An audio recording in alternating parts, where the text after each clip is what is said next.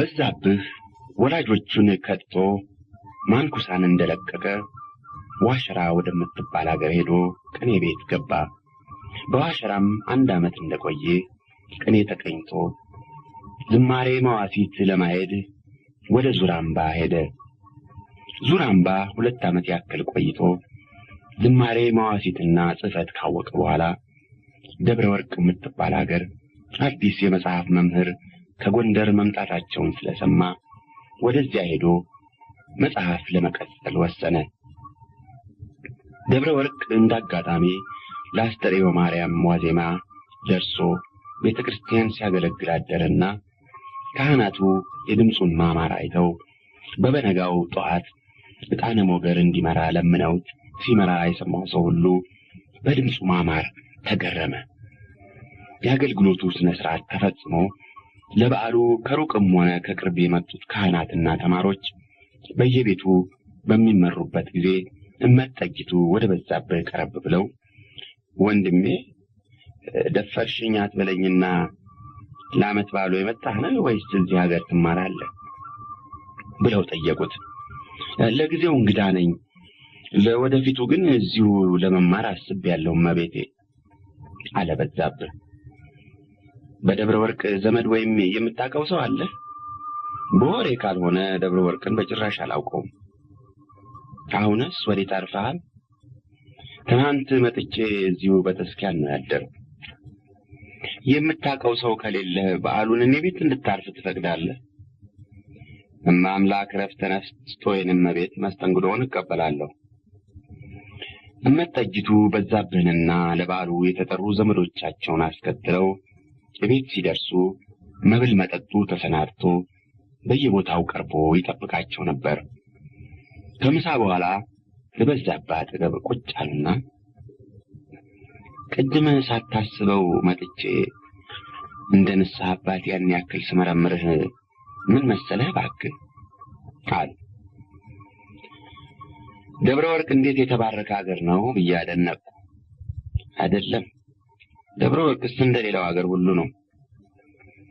እንግዲያስ እርሶ የተባረኩ ቢሆኑ ነው እግዚአብሔር የወለዱትን ይባርክሎ። የለም፣ እኔ ምክንያቱን ልንገርህ። በመልኩም በድምጹም በሁለመናውም ልክ አንተን የሚመስል ልጅ ነበረኝ። ጥሎኝ ወደ ቅኔ ቤት ከሄደ 4 ዓመት ሆነ።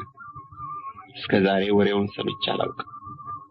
ቅድም ካህናቱ መካከል ቀለም ስትናገር ስሰማና ሳይ ሰው እብድ ባይለኝ መጥቼ ባነጋግርህ ወድ ነበር። ያፈሰሱትም እንባ ለአንድ የሞተ ዘመድ ይበቃ ነበር። ስለዚህ ልጅን መስለኸኝ ነው ያን ያክል አቁሜ እንደ ወንጀለኛ ስመረምርህ የዋልሁና በኋላም ወደ እኔ ቤት እንድትመጣ አይለመንኩህ። አሁንም ከዚህ ሀገር እስከምትሄድበት ጊዜ የኔን ቤት እንደ እናትህ ቤት ቆጥረህ ምግብህን እዚሁ እንድትመገብ ፈቃድ ቢሆንልኝ ደስታውን ባልቻልኩትም አሉ እመጠጅቱ። በዛብህ አመስግኖ እመጠጅቱን እንደ እናቱ ቤታቸውን እንደ እናቱ ቤት የሚያይ መሆኑን ቃል ሰጠ።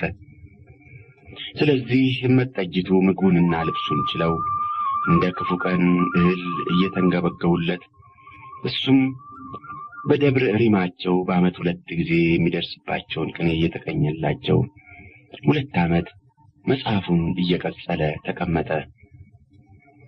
በ3ኛው ዓመት ላይ አንድ ቀን ምሳውን በልቶ ወደ ተማሪ ቤቱ ሲመለስ በጎጆ በራፍ አንድ ሰው ተቀምጦ አየ። እንግዳውም በዛብህን ገና በሩቅ ሲያይ ተነስቶ ወደሱ ሄደና እንዴት ነህ በዛብህ? ረሳኸኝ ይሆን? እኔ እኮ ደብተራ በየነ ነኝ አለ። በዛብህም ስረሳቡ ላንተን ረሳለሁ ደብተራ በየነ አለና ተሳሳሙ።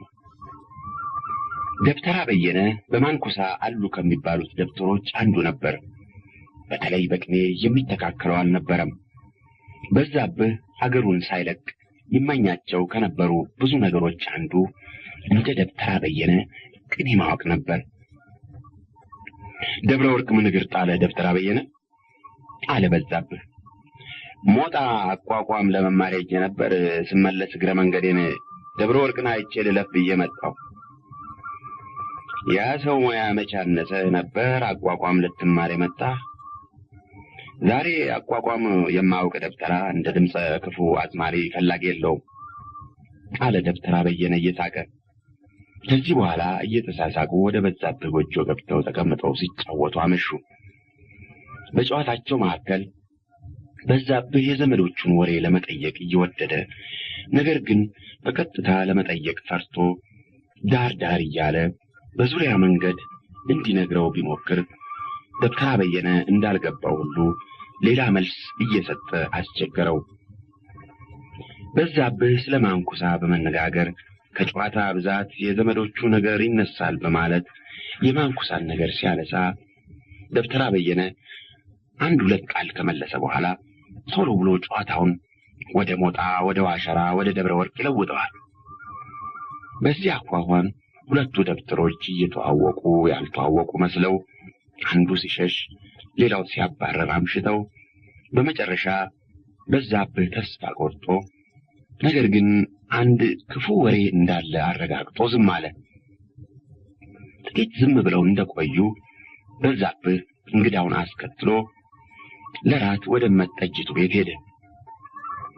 እዚያ እንደደረሱ እመይቴ ደብተራ በየነ በቅርቡ ከሀገሬ ከማንኩሳ የመጣ ወንድሜ ነው ይወቁልኝ አለ በዛብህ። እንዲህ ነው? እንኳን ደህና መጡ። የበዛብህ ዘመዶች ሁሉ ደህና ናቸው? ከብዙ ጊዜ ጀምሮ ወሬያቸው ጠፋኝ እያለ ተቸግሮ ነበር አሉ መጠጅቱ። ደህና ናቸው፣ ሁሉም ደህና ናቸው። በዛብህ እርሶን የመሰለ እናት አግኝቶ ሀገሩን በጭራሽ ረስቷል። ደብረ ወርቅ ጥሩ ሀገር ነው። እኔማ በወሬው ካልሆነ አላሁን መጥቼበት አላውቅም አለና ደብተራ በየነ ሲያደርገው እንዳመሸው ወሬውን ቶሎ ብሎ ወደ ሌላ መራው።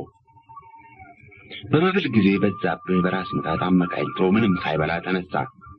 ከዚያ እሱና እንግዳው ወደ በዛብህ ጎጆ ተመልሰው በመፈራራት ብዙ ሳይጫወቱ ወደ የመኝታቸው ሄዱ። በዛብህ ሌሊቱን ሙሉ ሳይተኛ አንዳንድ ነገር ኮሽ ባለ ቁጥር ካሁን ሊያረዳኝ መጣ እያለ ተነስቶ ሲቀመጥ እንደገናም ሲጋደም አድሮ ንጋቱ ላይ ትንሽ ሸለብ አደረገው። እሱም ቅዠት የሞላበትና የሚያስጨንቅ እንጂ የሚያሳርፍ እንቅልፍ አልነበረም። በህልሙ በገመድ ሁለት እግሮቹን የኋሊት ከግንድ ጋር ታስሮ ቆርጦ ለመሄድ ባለው አቅሙ ሁሉ ታግሎ ተሸንፎ ሊወድቅ ሲል አንዲት ርግብ ከማንኩሳ ቤተክርስቲያን ከአዋፉ ላይ ትነሳና ስትዞር ቆይታ የታሰረበት ዛፍ ላይ ታልፋለች። ከዚያም ቀስ ብላ ትወርድና የታሰረበትን ገመድ ቆርጣ ከፊቱ ላይ ጉድጓድ ቆፍራ ተቀብርና የታሰርክበት ገመድ ያው ተቆርጦ ተቀበረልህ፣ እንግዲህ ወደ ፈለክበት ሄድ ስትለው ወዲያው ብልን ብሎ በስመ አብ ወወልድ ወመንፈስ ቅዱስ አለና ያለመው ህልም ምን እንደሆነ ትርጉሙን ሲፈልግ በዛብህ ነቅተሃል አለ ደብተራ በየነ። አዎን አለ በዛብህ። ከነቃህማ ተነስ ታጠቅ። ብታጠቅ ሞትን ድል መትቼ የወሰደውን አስመልስ ይመስል ምን ያደርጋል? ይልቅ አታስጨንቀኝ፣ ቶሎ ንገረኝ። እናቴ ናት የሞተች ወይስ አባቴ? እናትህም አባትህም አርፈዋል አለ ደብተራ በየነ። ሁለቱም ሞቱ? እንግዲህ በቃ አለና በዛብህ ዝም ብሎ ቆየ። በኋላ ተነስቶ ቁጭ ብሎ ያለቅስ ጀመር። ደብተራ በየነ በዛብህ የወላጆቹን ሞት ሲሰማ ባዘን ብዛት አንድ አደጋ ይደርስበታል ብሎ ሰግቶ ነበር። ነገር ግን በዛብህ ትንሽ እንዳለቃቀሰ ልቅሶውን ትቶ በምን አኳኋን እንደሞቱ ይጠይቀው ጀመር። በሁለተኛው ቀን ደብተራ በየነ ወደ ሀገሩ ተመለሰ። በዛብህ የእናት አባቱን ሞት ለመስማት የፈራውን ያክል ከሰማ በኋላ ቀለለው፣ እንዲያውም ደስ አለው።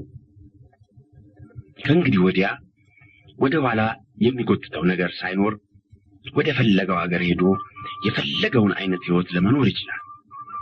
ከእንግዲህ ወዲያ በማይታወቅበት አገር ሄዶ ወቃሽ ከሳሽ ሳይፈራ ምሽቱን አግብቶ ቤቱን ሰርቶ ለመኖር ይችላል።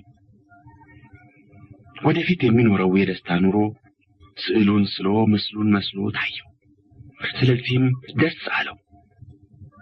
ወላጆቹ ያቀዱለትን የሞት ሕይወት ለመኖር የማይችል ስለመሰለው ጥሏቸው ሄዶ ነበር።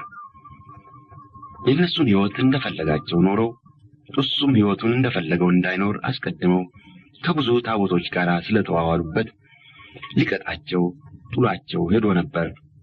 ነገር ግን ከሄደ በኋላ ቢያስበው እነዚያ በዕድሜ ጎዳና የደከሙ አሮግ ወላጆቹ አሳዘኑት። ያደረጉትም ሁሉ ምንም ስህተት ቢሆን ለጥቅሙ እንጂ ለጉዳቱ አስበው ያላደረጉት መሆኑ ታሰበው። ከዚህም ሌላ እግራቸው መቃብር አፍ ቆሞ አፈር ሳይመለስባቸው ቢሄድ የሰው መፈረጃ መሆኑ አስፈራው። ስለዚህ በመሄድና በመመለስ አውታር ተወጥሮ ለራሱ ከመኖርና ስለ ወላጆቹ ካለመኖር አንዱን መምረጥ አቅቶት አንድ ጊዜ ዋሸራ፣ አንድ ጊዜ ዙራምባ፣ አንድ ጊዜ ደብረ ወርቅ እያለ ያላሰበውንና ያልፈለገውን ትምህርት ሲማር ቆየ። በመሄድና በመመለስ መካከል መቁረጥ አቅቶት ቆሞ ሲያመነታ ጊዜ አይቆምም፣ ጊዜ ይሄዳል። ጊዜ ደረሰበት፣ ጊዜ ቀደመው። እናትና አባቱ ሞቱ።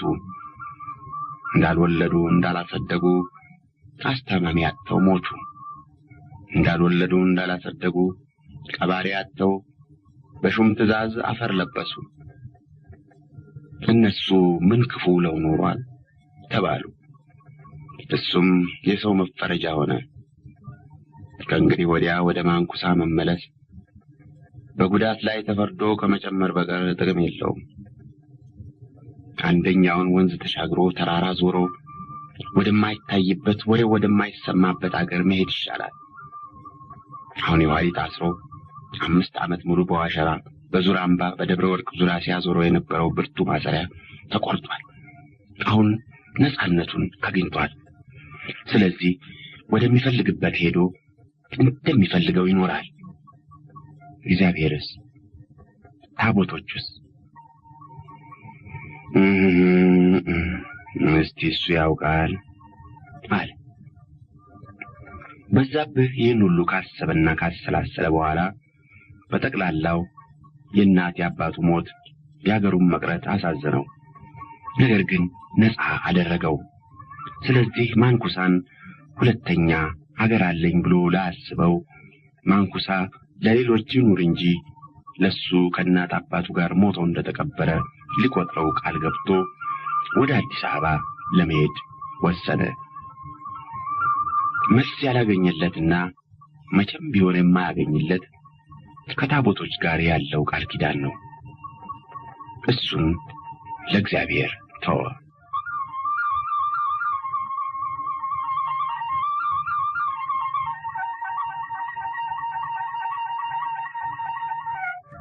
በዛብህ ደብረ ወርቅ በቆየበት ጊዜ ሐዲስና ብሉይ አሂዶ መጽሐፈ መነኮሳት ጀምሮ ስለነበረ የጀመረውን እስኪጨርስ ደብረ ወርቅ ቆይቶ ዘመን ሲለወጥ እንዲሄድ አሰበ። ወዲያውም ምንም እንኳ ቅኔ ቢቀኝ ምኞቱ የቅኔ መምህር ለመሆን ስለነበረ አዲስ አበባ ከመሄዱ በፊት ዲማ በሚባለው አገር ትንሽ ጊዜ ቆይቶ ለቅኔ መምህርነት እንዲመረቅ ወሰነ። ነገር ግን ከደብረ ወርቅ ለመሄድ መወሰኑን ጊዜው እስኪደርስ ከመጠጅቱ መሸሸግ አስፈላጊ መስሎ ታየው። ምክንያቱም እመጠጅቱ በዛብህ ልጃቸውን እየመሰላቸው እጅግ ይወዱት ስለነበረ መሄዱን የነገራቸው እንደሆነ በጣም እንደሚያዝኑና እንደሚያለቅሱ አውቆ ሐዘናቸውንና ልቅሷቸውን የሚያይበት ጊዜ የተሻለ ያክል እንዲያጥርለት ነው። በዛብህ ከመጠጅቱ ጋር ምግቡን እየመገቡት ልብሱን እያለበሱት እሱም ልጅ ለእናቱ የሚረዳውን ያክል እየረዳቸው ከ2 ዓመት በላይ ሲቀመጥ አንድ ቀን ፊት ሳይዟዟሩ ፍቅራቸው በየቀኑ የመጨመር እንጂ የመቀነስ ምልክት ሳይታይበት ኖሮ ጊዜ ያጋጠማቸው ተዋደዱ። ለጊዜው እናትና ልጅ ሆኑ። እነሆ ጊዜው አለቀ። እናትና ልጅነታቸውም አብሮ አለቀ። የባዕድ ፍቅር ይልቁንም የመንገደኛ እንደ ህልም ቅዠት ነው። የህልም ቅዠት ቀሪ ፍርፋሪ የሌለው አውሎ አሳድሮ የማይበሉት በህልም ውስጥ እስካሉ የሚያልቅ የሚደርቅ አይመስልም። ብንን ሲሉ ግን ዓይንን ሲገልጡ ምንም የለም።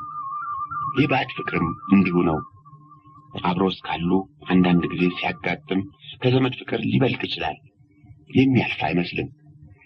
ነገር ግን ሲለያዩ እንደገና የሚያገናኝ መሳቢያ መታሰቢያ የለውም፣ ያልቃል። ምናልባት መታሰቢያ ቢኖር በያሉበት ሆነው ደግ ሴት ነበሩ፣ ደግ ሰው ነበር ማለት ብቻ ነው። በቃ መስከረም ጠባ፣ ዘመን ተለወጠ፣ አዲስ ዓመት ተጀመረ።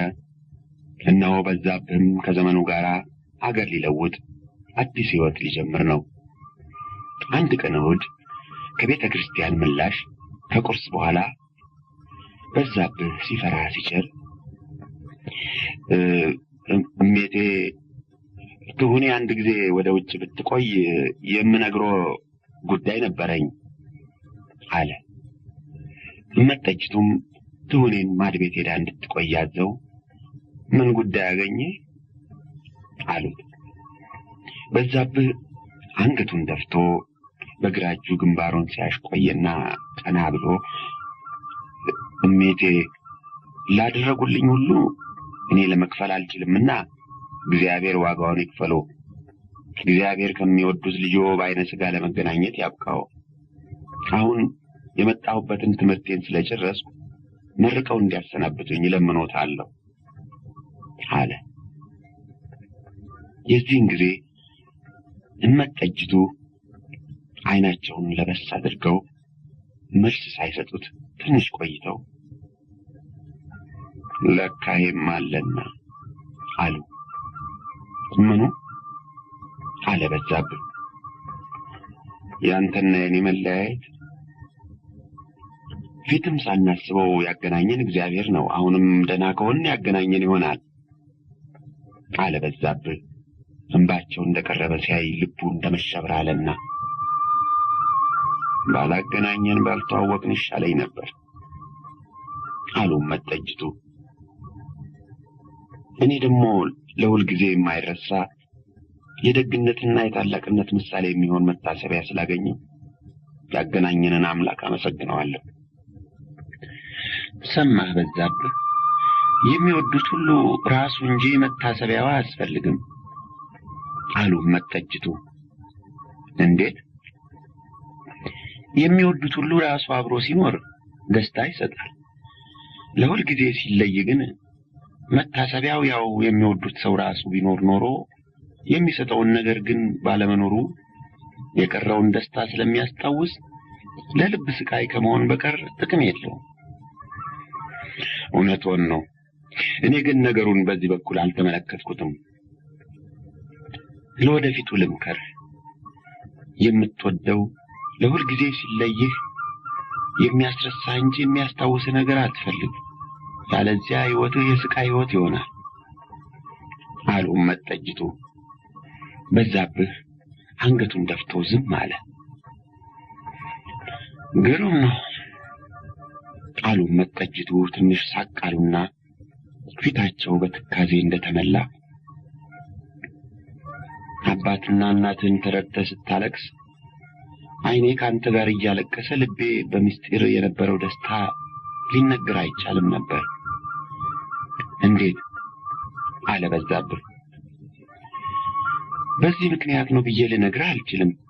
እኔም ለጊዜው ራሴን ታዘብኩት። ብቻ በኋላ የሰጠሁት ትርጉም አባትና እናትህ ከሞቱ አገርህን አታስብም፣ እዚሁ ለኔ ሆነህ ትቀራለህ ብዬ በማመን መሰለኝ። በዛብህ መልስ ሳይሰጥ ዝም ብሎ አንገቱን ደፍቶ ቆየ። ከዚያ እመጠጅቱ ቀጠሉና አሁን ወደ ሀገርህ ለመመለስ ነው ያሰብኸው? የለም፣ ወደ ሸዋ ሄጄ አቋቋም ለመቀጠል ነው ያሰብኩት አለ። ከሸዋ ለትምህርት ወደዚህ ሲመጡ አንተ ወደዚያ የምትሄድበት ምክንያት ምንድን ነው? እብድ ተክሌ የሚሉት አቋቋም አለና እሱን ለመቀጠል ነው የሚሄድ። እመጠጅቱ እንደ መሳቅ አሉና በላ እግዚአብሔር ይርዳ አሉ። ወዲያው ቀጠሉና ከተገናኘን እስከ ዛሬ ድረስ በህልም ውስጥ ነበር የምኖረው። በመጀመሪያ ህልሜ ልጅን አስመስሎ አሳየኝና ወደድኩ። በኋላ ከልጅም የተለየ አስመስሎ እድሜን ከፍ አድርጎ የኔን እድሜ ዝቅ አድርጎ አሳየኝ። ይህም ከፊተኛ የበለጠ ልቤን በደስታ መላው። አሁን ዛሬ ድንገት ከእንቅልፌ ብነቃ አድረህ ያጅ ባለ ብዙ ተስፋ ጎልማሳ መሆንህን እኔም ጊዜ ያለፈብኝ አሮጊት መሆኔን አወቅኩ። ነገር ግን ግድ የለም ህልም ነው፣ የ2 ዓመት ተኩል ህልም። ግድ የለም እንርሳው አሉና እንባቸው ጣምራ እየሆነ እየወረደ ተነስተው ወደ ጓዳ ገቡ። በዛብህ የሚያደርገውን አጥቶ ከወዲያ ወዲህ ሲንቆራጠጥ እመጠጅቱ አይናቸውን አደራርቀው እንደገና ወጡና መቼ ለመሄድ ታስባለህ አሉት። ዛሬ አለ በዛብህ። ስንቅ እንኳን ሳይሰናዳልህ? ግድ የለም ዲማ ዘመድ አለኝ፣ እዚያ 2-3 ቀን አድሬ ይሰናዳልኛል። እዚያ የምትቆየውን እዚህ ለመቆየት አልችልም። አብሬያቸው ወደ ሸዋ ለመሻገር የተቃጠሯቸው ሰዎች እንዳያመልጡኝ ብሄድ ይሻላል ሜቴ። በል እንግዲህ እግዚአብሔር ካንተ ጋር ይሁን አሉ መጠጅቱ። በዛብህ ምንም እንኳን የሚሄዱን ነገር ለመጠጅቱ ሲገልጽ የመጀመሪያ ሐሳቡ አስቀድመው አውቀውት እንዲቆዩ እንጂ ያን ዕለት ለመሄድ ባይሆን ሁኔታቸውን ካየና የተናገሩትንም ሁሉ ከሰማ በኋላ 1 ሰዓት እንኳን አብሯቸው ለመቆየት ፈራ። ስለዚህ ያን ዕለት ተሰናብቶ ወደ ዲማ ተጓዘ። በዛብህ ዲማን ከወሬው በቀር ረግጦት አያውቅም ነበር። ዲማ በጎጃም ከፍ ያለ ክብር ካላቸው አድባራት አንዱ በመሆኑ እንደ ስሙ መልኩ ያማረ ከፍ ባለ ቦታ ላይ ተሰርቶ በዙሪያ ገባው ያሉትን ሀገሮች ዘግዝቆ የሚያይ ከተማው የሞቀ የደመቀ ህዝቡ የሰለጠነ መስሎ ይታየው ነበር። ስለዚህ ይህን ስመጥሩ ገናና ደብር መቼ ደርሻቸው እያለ ሲሄድ ወደ አንድ ትንሽ ኮረብታ ደረሰና እሷን እንደዞረ በደልዳላ ሜዳ ላይ አንድ መንደር አየ። ቤተክርስቲያኑ መሃል በዙሪያው የመንደሩ ቤቶች አንድ ላይ ጭፍቅ ብለው ጫጩቶቿ የከበቧት ዶሮ ይመስላል። ከመንደሩ ራቅ ብሎ ዙሪያ ገባው በገብስ ሰብል በስንዴና በሽምብራ በጤፍም ቡቃያ ተሽጎርጉሮ ታይቷል። መንደሩ ብቻ እንደተቃጠለ ሁሉ ከአመድ ክምር በቀር እርጥብ ነገር አይታይበትም። እንዴት ነው? ከየትኛው መንደር? እዚህ በፊቴ ከማየው አለ በዛብህ አገጩን ወደ መንደሩ አሹሎ። ሙሉ ጦቢያ የሚያከብረውን ደብር እርሶ መንደር ብለው ቢሉት ክብሩ አይቀነስም አለ ሰውየው የአገር ፍቅር በተሞላ መንፈስ። ይማሩኝ ጌታዬ፣ ባለማወቅ ነው አለ በዛብህ እንደ መደንገጥ ብሎ። ሰውየውም ገልመት ብሎ አይቶት መንገዱን ቀጠለ። ወይ ዲማ፣ ለጆሮ ከባድ ላይ ንቀላል ማለት አንተ ነህ። ወሬህን እንደሰማው ሳላይ በቀረው ሳከብርህ ኖር ነበር አለና በዛብህ እርምጃውን ቀንሶ ዝግ እያለ ባላገሮች ከተማ በሚሉት መንደር ገባ። መጀመሪያ ወደ ቤተክርስቲያን ሄዶ ተሳለመና ቅኔ ማልቱንም ቅድስቱንም እየዞረ ካየ በኋላ እዚያ አንድ ተማሪ አግኝቶ ቅኔ ቤቱን እንዲያሳየው ለመነው። ቅኔ ቤቱ ከቤተክርስቲያኑ ሰሜን ምዕራብ በአንድ ሰፊ የሾህ አጥር የተከበበ ነው። ከአጥሩ መካከል ዙሪያውን ተጠምጥመው ወገቡን ካቀፉት ባላዎች ጋር ለመውደቅ የሚታገል አንድ ረዥም የእንጨት ፎቅ ቤት አንገቱን ደፍቶ ቆሟል። በፎቁ ዙሪያ አንዱን ከሌላው ለመለየት የሚያስቸግሩ ቁጥራቸው እጅግ የበዛ በሳር የተጠደቡ ትናንሽ ጎጆዎች አጥሩን ሞልተውታል። ነገር ግን ባለፈው ክረምት በሽታ ገብቶ ጥቂት ተማሪዎች ስለገደለ ግማሹ ተማሪ ሸሽቶ ወደ ቢቸና ስለሄደ ከጎጆዎቹ ሲሶ የሚሆኑት ባዶ ነበሩ። ቢሆንም በዚያን ጊዜ በትንሹ 150 የሚሆኑ ተማሪዎች ነበሩ። በዛብህ አጥሩ በራፍ ቆሞ የሚወጡና የሚገቡትን ተማሪዎች ትንሽ ሲመለከት እንደቆየ ሲፈራ ሲቸር አጥሩን ገብቶ በመጀመሪያ ወደምትገኘው ጎጆ ሄዶ እደጅ ተቀምጠው ባለፈው ማታ በተዘረፈው ቅኔ ለሚከራከሩ 4 ተማሪዎች ሰላምታ ሰጠ። እነሱም ተነስተው ለሰላምታው ከመለሱ በኋላ ማንን እንደሚፈልግ ጠየቁት። በተለይ የሚፈልገው የለኝም፣ ለትምህርት የመጣው እንግዳ ነኝ አለ በዛብህ። ከዚያ አንደኛው ተማሪ ወደ ጎጆዋ እየሮጠ ገብቶ ከአንደኛው የእንጨት አልጋ ላይ አጎዛ አምጥቶ በበሩ አጠገብ ተጋደመው ግንድ ላይ አነጠፈና በዛብህን እንዲቀመጥ ለመነው። ወዲያው ሁለተኛው ተማሪ ውሃ በቅምጫና አቅርቦ እግሩን አጠበው። እግሩን ታጥቦ እስኪጨርስ ሶስተኛው ተማሪ በፉጋ ወፍራም ተልባ መጥቶ እንጀራውን እስከ ኮፋዳው አቅርቦ እኛ የዘረፋ ጊዜ እንዳይደርስብን ብለን ከልመና እንደተመለስን ራት በልተናልና ይብሉ እያለ ኮፋዳውን በዛብህ ፊት አጋድሞ ባፉ በኩል እጁን አግብቶ ከ5 6 ቤት የተለመነ 5 6 አይነት ቁራሽ አውጥቶ ላዩ አደረገለት። እሱም አመስግኖ ይበላ ጀመር። ሊጨርስ ሲል እንደገና ከተጋደመው ኮፋዳ እያወጣ ይጨምርለታል። በዚያ አኳኋን በዛብህ ራቱን በላ። ኮፋዳው ውስጡ ማጠራቀሚያ ላዩ እንደ መሶብ መብያ ነው። በዛብህ ራቱን ሲበላ አጠገቡ ተቀምጦ ይጋብዘው የነበረው ተማሪ ልዩ ልዩ ጥያቄ ይጠይቀው ነበር። መጽሐፍ ለመቀጠል ነው ወይስ ለቅኔ ትምህርት ነው የመጡ? ቅኔ ለመማር ነው አለ በዛብህ። ለማለዘብ ነው ወይስ ለመጀመር? ለማለዘብ። ወዴት ነው መጀመሪያ የተቀኙ? ዋሸራ። መቼ? ከ4 ዓመት በፊት። ከዚያ ወዲህስ? 2 ዓመት ያክል ዙራምባ ዝማሬ መዋሲት ሄዱ። 2 ዓመት ተኩል ያክል ደብረ ወርቅ መጽሐፍ ቀጽል ነበር። ጋባዡ ተማሪ ይህን ሲሰማ ለመጠየቅ እንደመፍራት አለና ዞር ብሎ ጓደኞቹን ተመለከተ። እነሱም ክርክራቸውን አቋርጠው ይሰሙ ነበር። ሁሉም ገና ያልተቀኙ ጀማሪዎች ስለነበሩ በበዛብህ ፊት መከራከሩን ፈሩ። በመካከሉ አንድ የድንጋይ ደወል ተደጋግሞ ተደወለ። የምን ደወል ነው አለ በዛብህ። ለዘረፋ ተሰብሰቡ ነው አለ አንደኛው ተማሪ። ማን ነው የሚዘርፍ? ይህን ሳምንት የኔታ ናቸው። ሌሎች ዘራፊዎች አሉ? አዎ 2 አሉ። የሚያስነግሩትማ ብዙዎች ናቸው። እስቲ 7 ናቸው መሰለኝ። አዎ 7 ናቸው። ስለዚህ ከመምሩ ሌላ በውስጣቸው 9 የቅኔ መምህራን አሉ ማለት ነው አለ በዛብህ። አዎ 7ቱ ገና ለመዝረፍ አልደረሱም፣ ማስነገር ብቻ ነው አለና ተነሳ። ጓደኞቹ ቀደም ብለው ወደ ዘረፋው ሄደዋል። እኔስ በመጣ ምን አለ በዛብህ። ምን አለ?